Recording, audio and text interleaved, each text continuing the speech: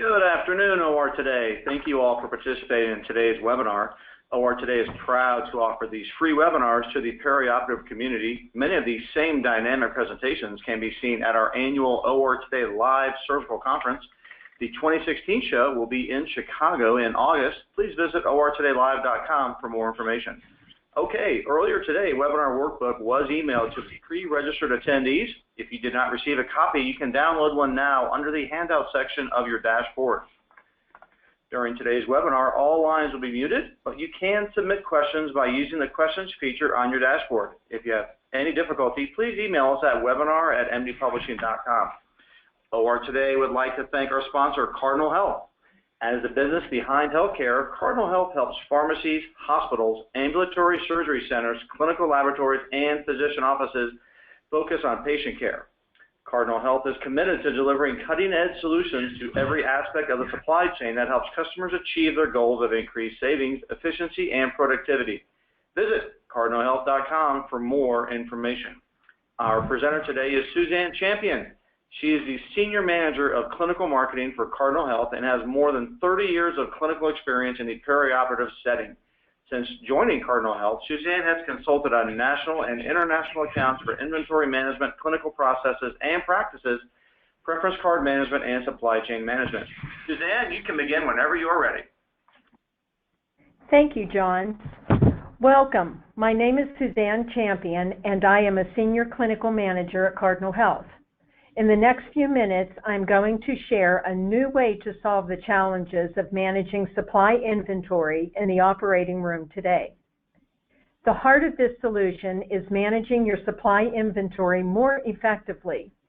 With the rapidly evolving economic pressures, we know how difficult these challenges can be. In today's webinar, we're going to dive into not only inventory management in the operating room, but also the unique challenges of critical OR supply management. You know, I know how frustrating these challenges can be for you because I have been there myself. With more than 30 years of clinical experience in the perioperative setting, I have seen very many inventory challenges through the years. So I've seen firsthand how difficult OR management can be. It really is the final frontier, the biggest area of spend in a hospital, but also a tremendous opportunity for more efficiency and cost reduction. If you think about even managing your supplies of suture, think about all of the sutures within your operating room, where they all live, on the shelves, on suture trees, in your storerooms, in your case pick area, in inventory. And what happens with that? And I know my biggest challenge for me was at the end of the day, that pile of suture that the nurses had pulled, not used, then what do you do with it? And that's just one of the many challenges. But rest assured, all of these issues with inventory, it's not your problem alone. It's everyone's across the healthcare industry, and together we can solve it. To get us there, we'll begin today with a brief overview of Cardinal Health, then move on to the healthcare trends impacting providers today, the challenges of managing OR inventory, how to overcome these challenges, and finally, we'll discuss how you can achieve support and buy-in for all of the stakeholders within your facility. Yes, the challenges are complex, but the answer doesn't have to be. You just have to know where to look. As a clinician myself, I know I would rather spend my time taking care of patients, not products. And yet I've had to work with inventory management issues my entire career. I don't think a day went by that I didn't throw my hands up in the air and look at somebody and say, I am not a materials manager. But the reality of the job makes us be managers of inventory, no matter how you want to look at it. But I did find that you can overcome these issues if you collaborate with the right people. And that's where Cardinal Health comes in, with a wealth of knowledge and experience in helping hospitals create more supply chain value. So then everything runs more efficiently, and clinicians have more time to be what they went to school for, to be clinicians and to provide that patient care. That's what's transforming your supply chain is all about. and Cardinal Health has a proven track record of success. In fact, focusing on supply chain transformation has never been more critical. Let's talk about the major trends and challenges today. I'm sure I don't have to tell you that healthcare is changing rapidly. You live and breathe it every day. It changes sometimes from the time you get in the door in the morning until you go home in the evening. And one of the most critical shifts is the evolution from fee-for-service to a value-based payment system. You know, this is the first time in the history of Medicare that there are explicit goals for making this shift. By 2016, 30% of reimbursements must be based on alternate payment models such as bundled payments, shared savings, and accountable care organizations.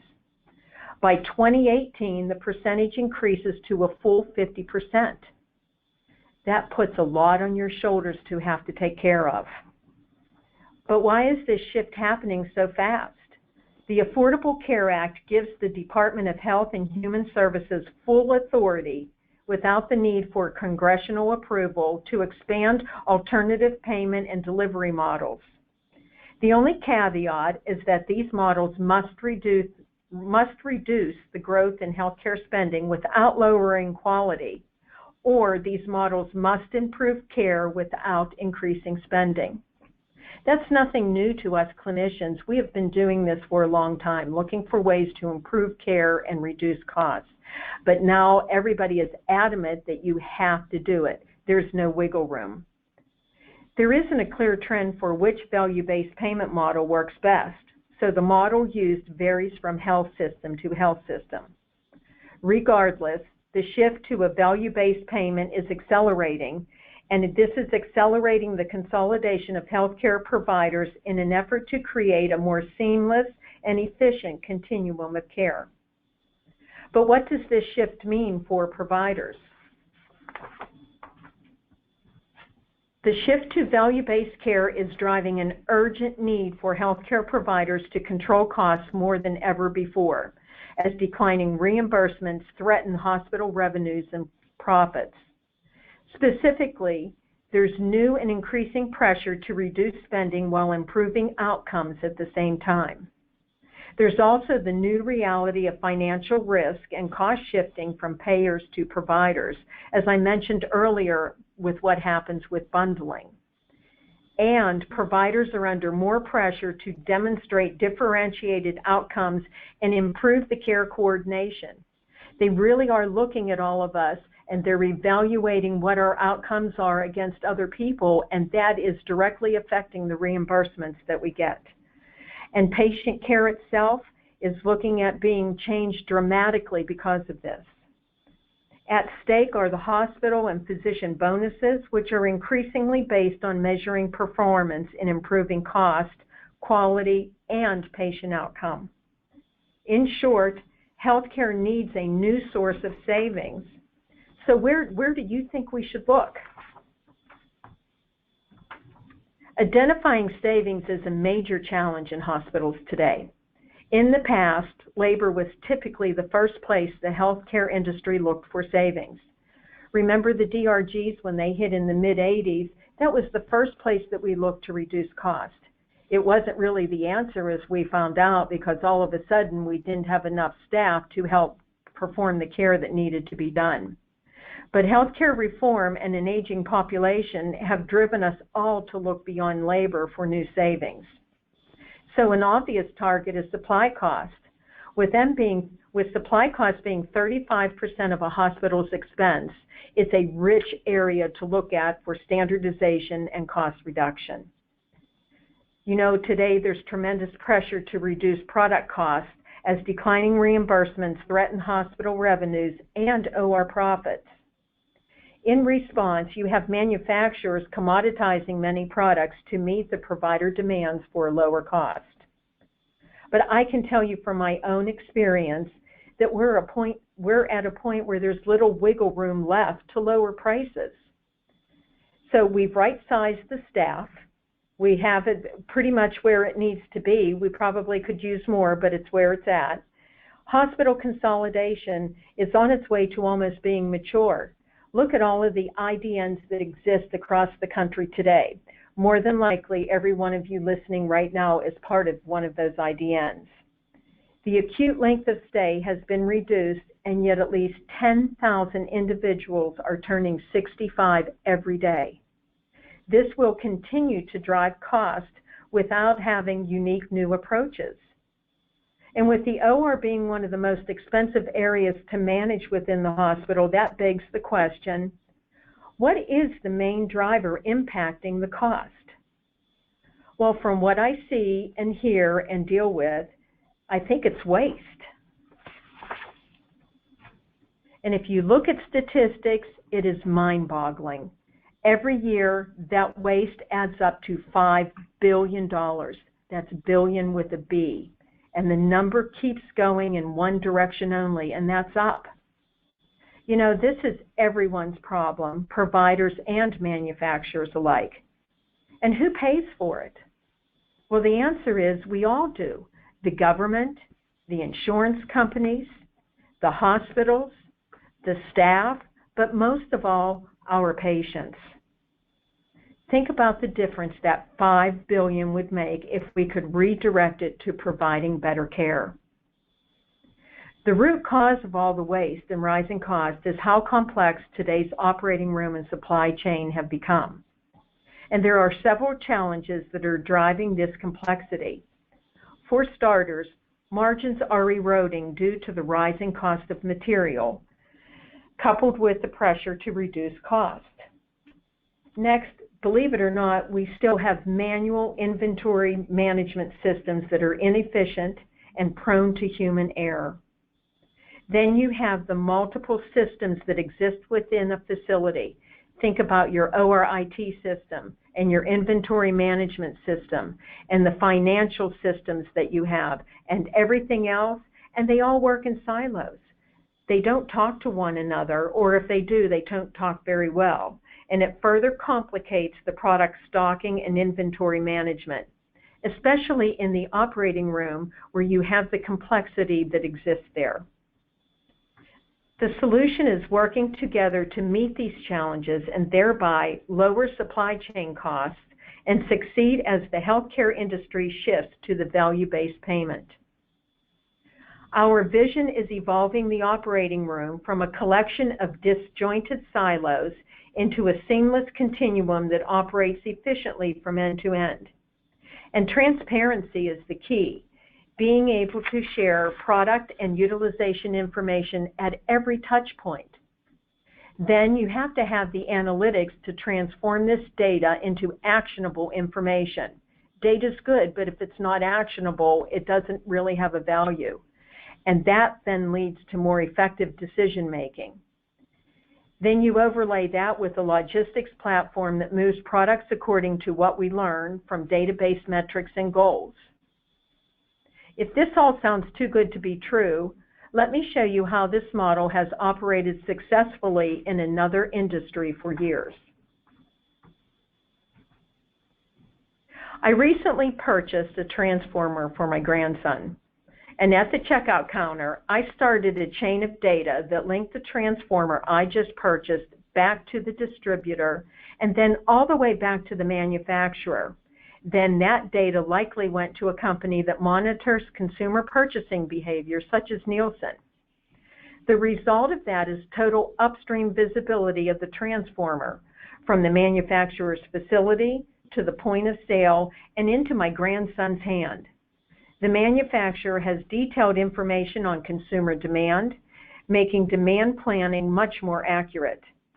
The manufacturer can set production quotas based on real-world data and make just the right amount of transformers to meet consumer demand. You know, at certain times of the year, such as when the new Transformer movie comes out, or near the holidays, which we're approaching right now, we can find many more transformers available in numerous retail stores. At other times of the year, there would be fewer on hand. Stocking reflects seasonality based on data and analytics. And you all know that in healthcare, we have seasonality also.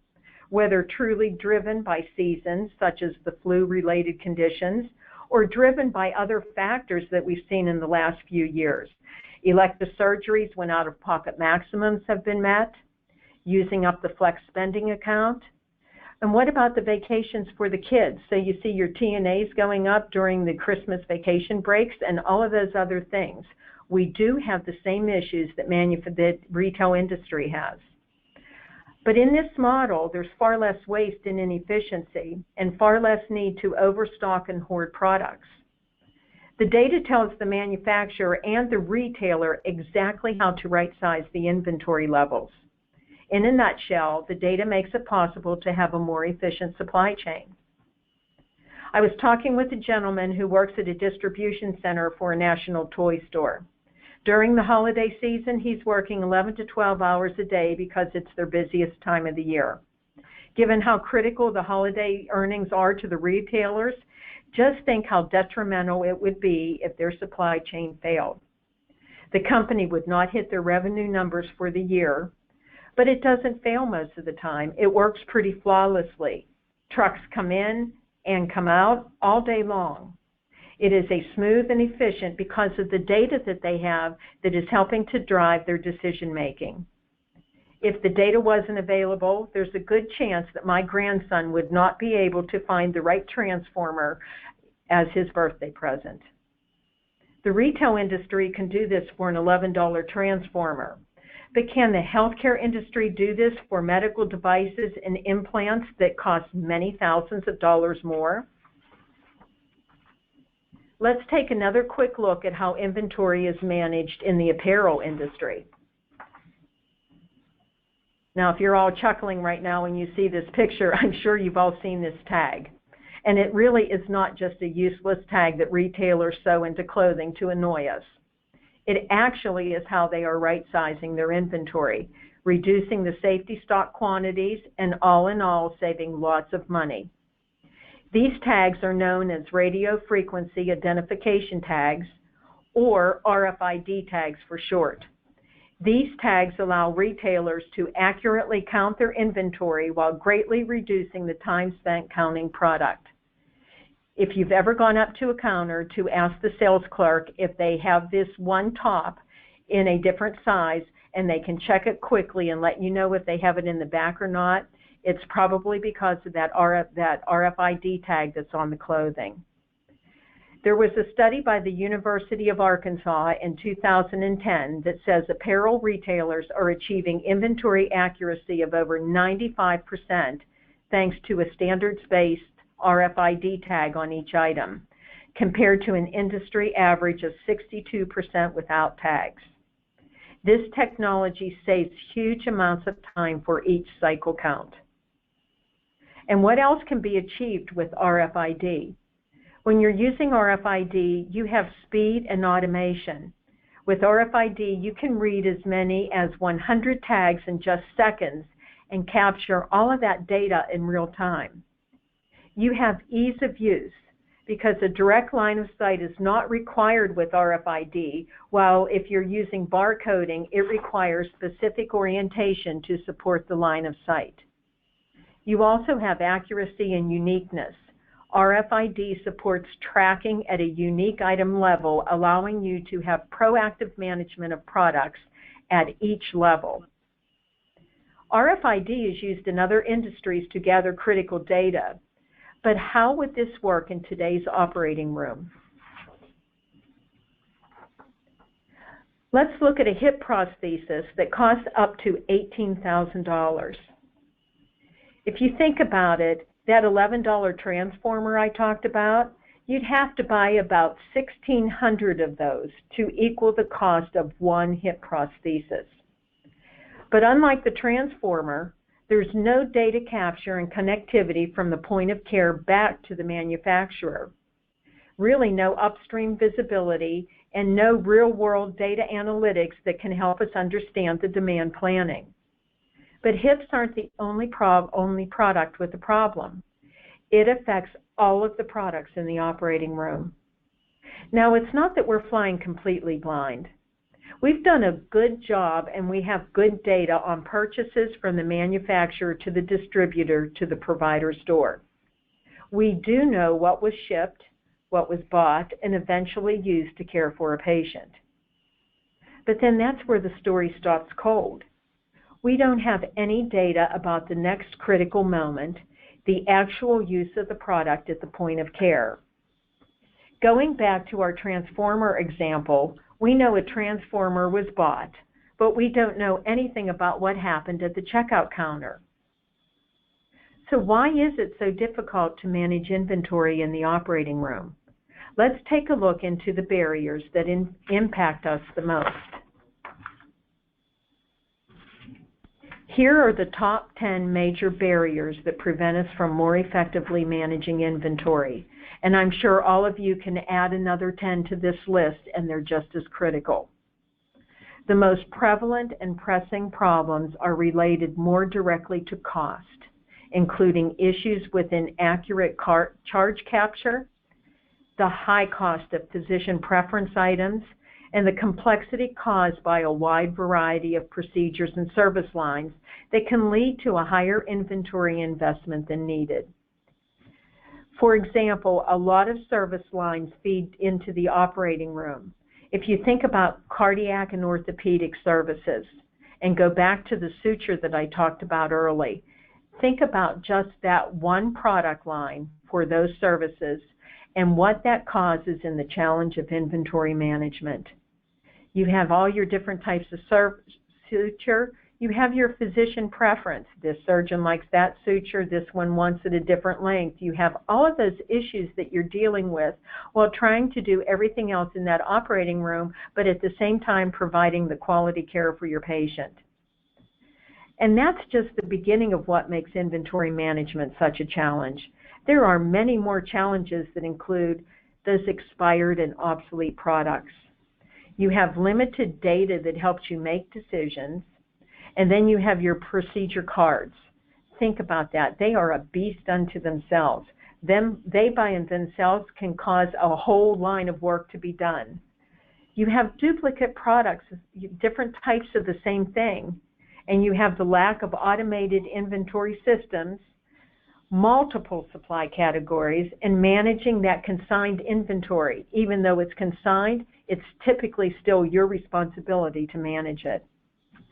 Plus, there are multiple categories of commodities stocked throughout the hospital. Think about all the commodity items in your operating room.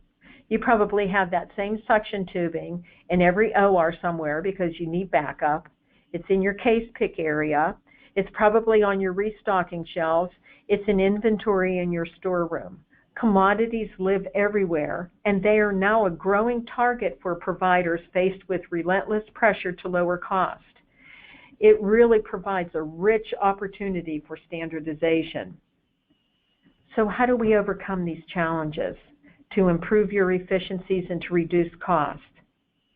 Whose responsibility is it? To get to the answer, we need to consider the priorities of every stakeholder within your healthcare system.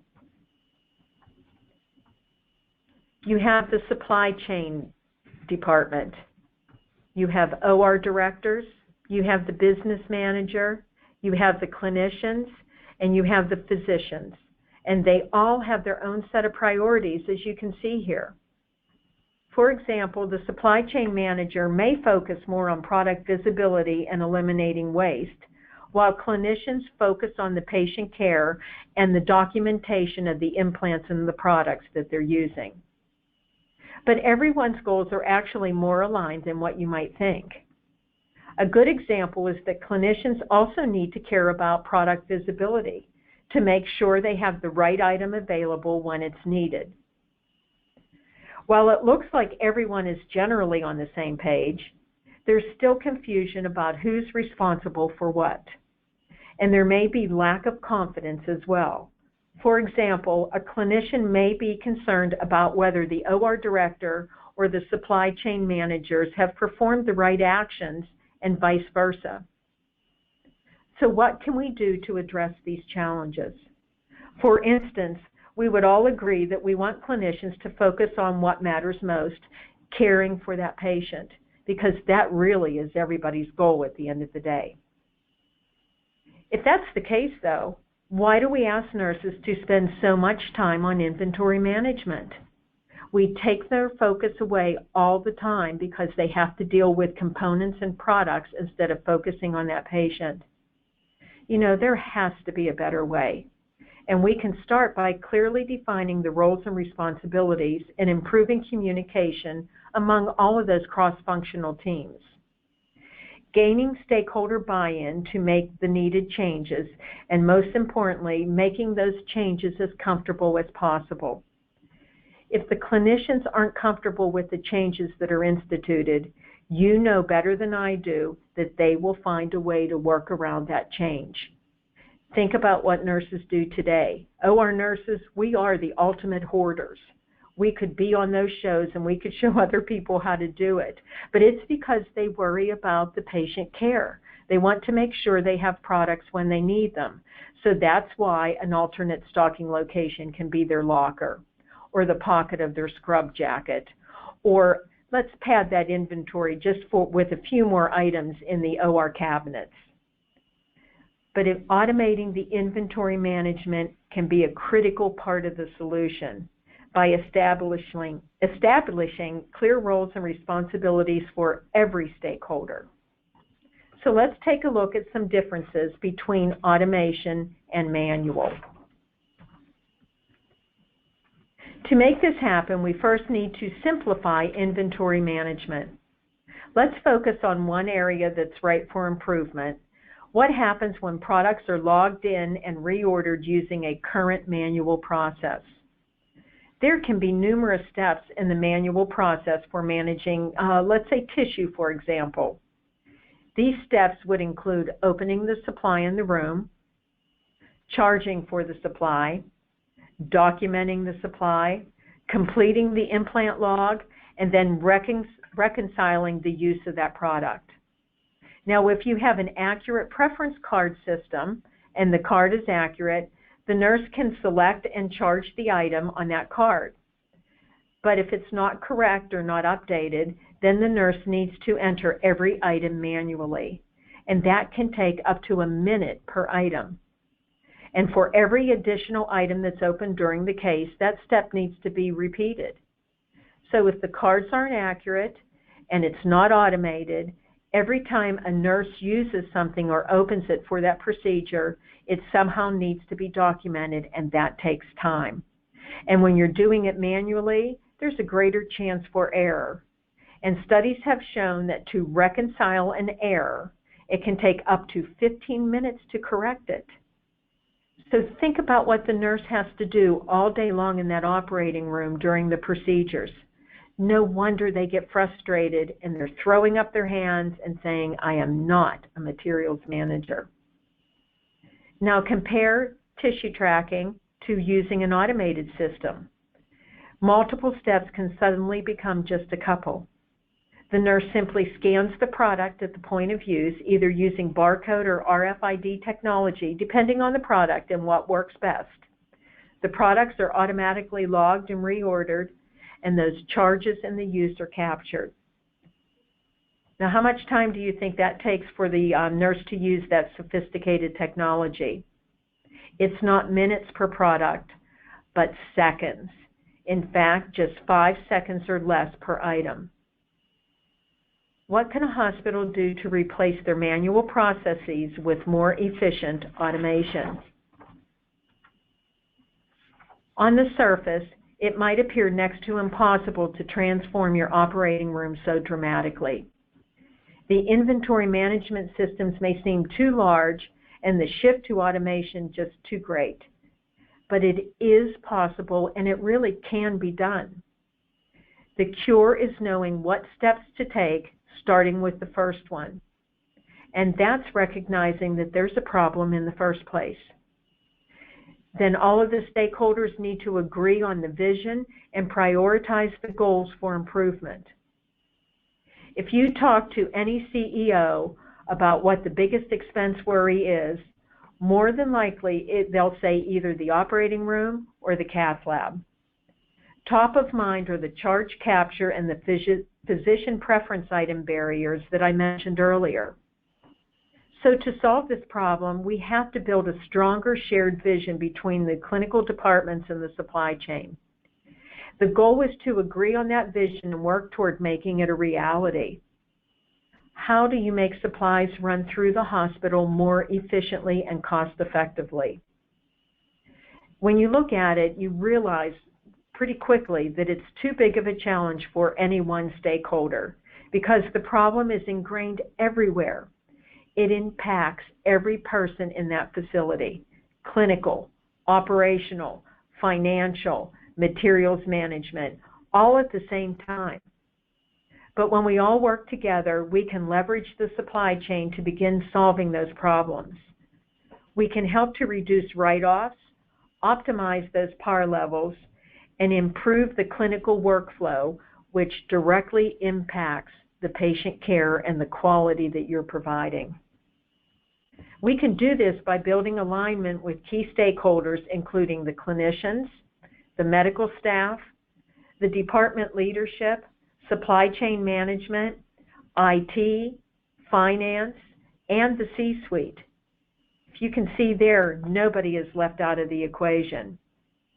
Then you have to assess your current state of your inventory management and supply chain in 3 steps.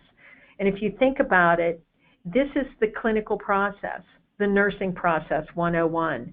You need to assess where you are before you can make any decisions about where you want to go or where you should be. And to do that assessment, you have to do a complete walkthrough from the loading dock to the point of care. And you take all of your stakeholders with you on that walkthrough. And there is no door that's not opened, and you look at everything with open eyes.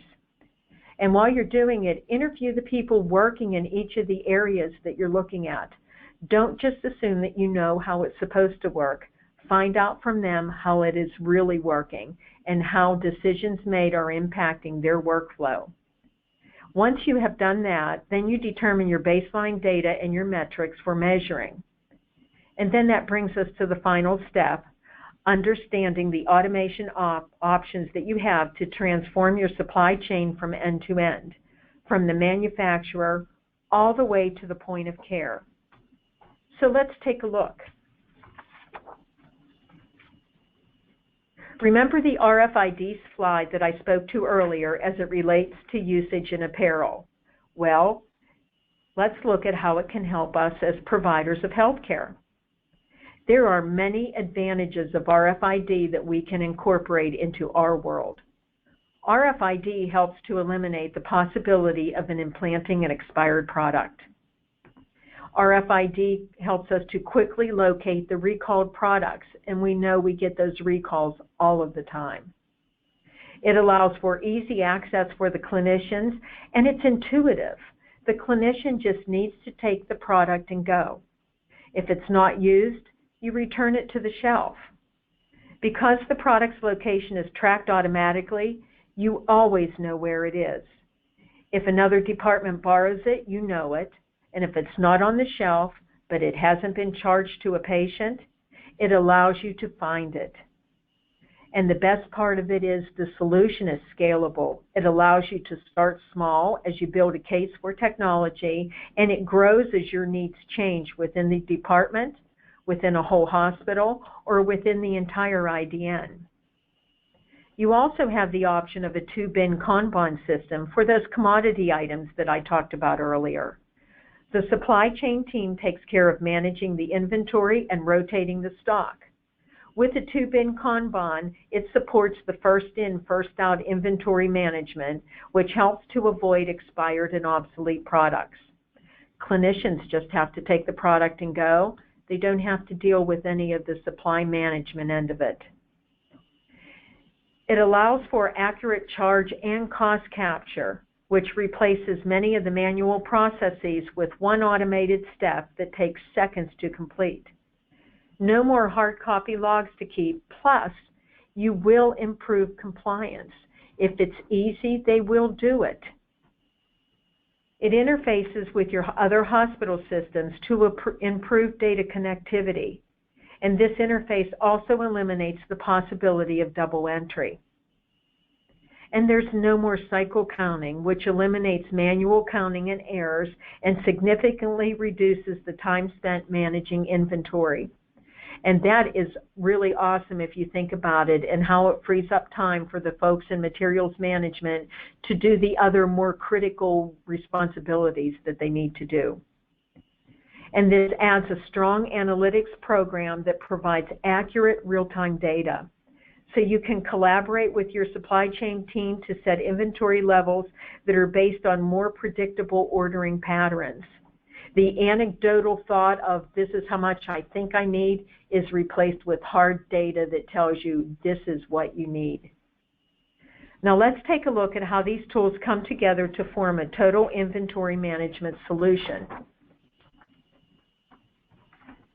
First, the ideal inventory management solution must address the sheer scope and complexity of your supplies and have the right inventory tool for the right inventory product, as you see here. That may sound simple, and using it actually is, but the right inventory management system is built on a foundation of complex supply chain science based on lean methodologies and Six Sigma controls that eliminate process variations. That's quite the mouthful, but what you need to know is there is hard science behind this data that's being driven to you so that you can rely on the answers that it gives you to make good decisions. Having the right system allows you to be proactive versus reactive, as it improves efficiency and drives down cost, all the while freeing up more clinical time to dedicate to the patients. The right system is also scalable and connects your supply chain end-to-end, from the manufacturer to the point of care. The system will automatically collect actionable data about product consumption and utilization by your physicians, which can then help you to optimize your inventory spend and set par levels. Above all, the right system gives you a level of control that you've never had before. You know, I've implemented solutions where a hospital might say it has 17 days of inventory on hand, but when you start looking at that inventory, it's actually 70 days of items that are rarely used and only a 2-day stock of what's critically needed. I don't have to tell you that that is not a good scenario. Those critical items have to be available. They have to allow for your spikes. They have to allow for the criticality of the product. And you don't have that when you're doing it by the anecdotal method. But add the upstream visibility of the right inventory management program, and that problem goes away. You know, you can't manage what you can't see. But if you automate and manage your inventory the right way, you will be able to see it all. And that allows you to be better managers of all of that inventory and to make sure that your budgets are staying aligned with what you had worked on. So how do you roll these best practices into a specific workflow model, such as the operating room? We know some of the most challenging areas of OR inventory management are tissue, orthopedic implants, and suture, as I've mentioned a couple times. So how can we use automated inventory management to address these challenges? And by doing so, help address the growing financial pressures of a value-based payment and the threat of declining reimbursements. Let's dig into the options to address suture workflow. But before I get into the workflow, let's talk about some of the common challenges that we live with every day with suture management. There's the level of the suture product on hand, and it's everywhere. It's in your suture trees, it could be on the shelf in your operating rooms, it's in your specialty carts, it may be in your case pick area, it's in the storeroom. Suture is everywhere. And interspersed with all of that, you have your common sutures, you have your physician preferences, which I mentioned before, for cardiac, orthopedics, and all your specialties. And you have all of this to deal with, plus you have that returned suture at the end of the day. Those piles of suture that someone has to take the time to put away and reconcile it back to the boxes. Does that sound familiar? For something as simple as suture, it is a massive amount of work that needs to be done. So what are the options for better suture management? There are actually two options that we have. The first is through the use of RFID, and the second is through the use of a two-bin Kanban, which I'll get into on the next slide. This technology is used based on the needs within a hospital. Both solutions are designed to accommodate the variety of suture you need to keep on hand, including those physician preference items, while allowing you to provide greater visibility to the usage of these critical items. So let's look at suture workflow using RFID technology. It's a simple four-step process that can be managed by materials management. So materials management registers the suture box and adds an RFID tag to the box. The box is then placed in inventory, and usage reports can now be pushed to our cloud-based analytics platform. That data is gathered by performing cycle counts using the RFID-enabled Smart Wand, which provides insight on key data including consumption and par levels. Materials management then replaces the suture tree and replenishes what's used, and materials management continues to manage the inventory through the advanced analytics and smart ordering based off of the par levels. The benefits of RFID: it allows you real-time visibility across your storage locations, and it's a fast, efficient inventory management using that Smart Wand. Now let's look at the use of suture management using a two-bin Kanban system.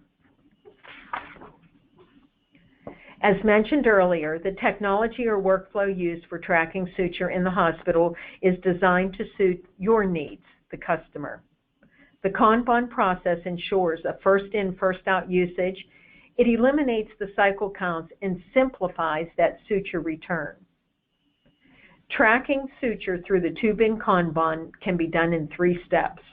The clinician picks the box of suture from the front bin, and if it's the last box, the empty bin is moved to the top shelf.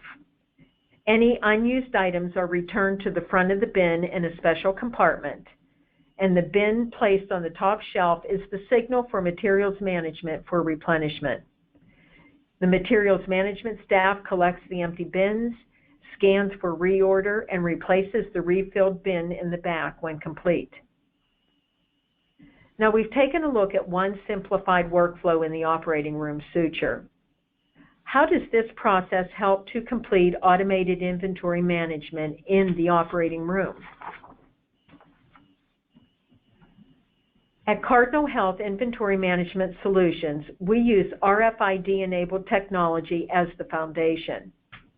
We created the solution to meet the challenges that we know you're facing today because they're our challenges too.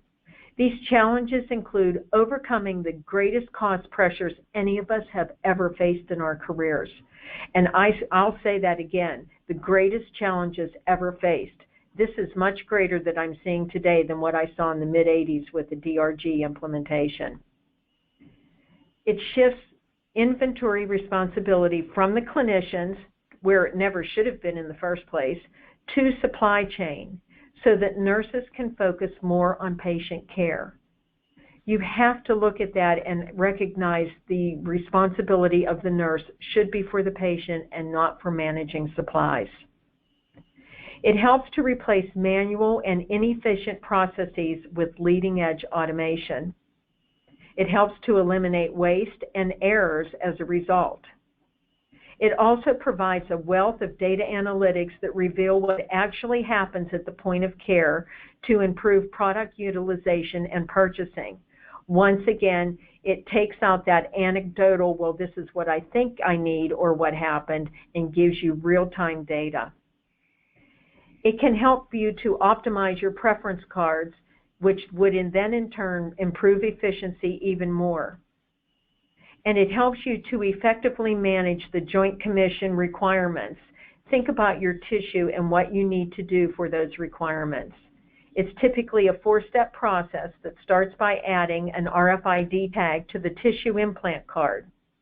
Next, the tissue can be placed in inventory until needed. Then the clinician pulls the tissue, scans the RFID tag and documents the key data at the point of use, such as the product information, the preparation notes, the expiration, the package and integrity, temperature, charge capture, whatever it is that you need to document. Finally, the clinician completes the tissue implant card and submits it to the manufacturer and the implant registry. You know, as a clinician, I remember how challenging it was to do all of these steps manually. And I see it every day as I go into hospitals now to consult to help make them more efficient. An automated solution using RFID technology makes it simple to capture all of that data so that the nurse can then focus their attention where it matters most, taking care of the patients. And when you talk to nurses today, that's what they want to do. Their goal is to provide the best quality of care that they can. Our solution is also scalable to meet your needs so that you can implement it at your own pace. The system is designed to start small within a specific area, such as tissue or suture, and then grow from there. Most importantly, you'll have a new and effective way to meet the challenges of a value-based payment system, declining reimbursements, and the growing pressure to reduce cost and waste in the healthcare supply chain. This is the future of automating inventory management throughout your organization. And best of all, there really is no need to wait because it's here right now at Cardinal Health. Thank you again for your time and attention today. I would be happy now to answer your questions. Great. Suzanne, this is Jamie with OR Today. We do have quite a few questions that have come in, and we'll try to get through as many as possible or as time would allow, but I want to make sure the attendees know should we not get to your question during the live webinar, we will certainly follow up with you offline. Suzanne, the first question. I have an automated inventory management system already established in my operating room. How easy is it to switch over to the new system? It actually works pretty well and it can be done, but it really works the best if you use the phased approach when you're supporting it. So when you look at your systems that you have, once again, do that assessment and go through the assessment process of your current system and understand where your gaps are. Those gaps are what will help lead you to determine where should I start first.